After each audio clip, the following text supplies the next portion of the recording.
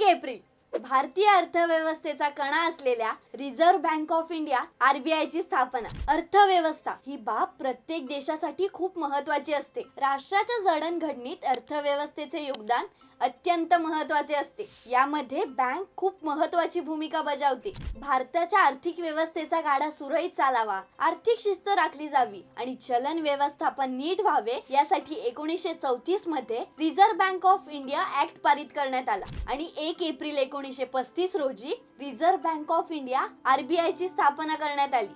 नमस्कार मित्रांनो, मी अंतरा आणि तुम्ही पाहत आहात कलाकार दिन विशेष। भारतीय रिझर्व्ह बँकची रचना आणि दृष्टिकोन डॉक्टर बाबासाहेब आंबेडकर यांच्या the problem of the rupee, its origin and it's solution या पुस्तकातून घेतले आहे। या बँकेचा मूळ शिक्का म्हणून ईस्ट इंडिया कंपनीचे चिन्ह म्हणजेच नारळाचे झाड आणि सिंह असे होते, पण त्यात बदल करण्यात आले आणि सिंहाऐवजी भारताचा राष्ट्रीय प्राणी वाघ याचा चिन्हात समावेश करण्यात आला। सुरुवातीला RBI चे मुख्यालय कोलकाता येथे होते, परंतु 1937 मध्ये ते मुंबईत हलवण्यात आले। स्वातंत्र्यानंतर 1 जानेवारी 1949 रोजी RBI चे राष्ट्रीयकरण करण्यात आले। पण RBI नेमकं काय काम करते हे तुम्हाला माहिती आहे का?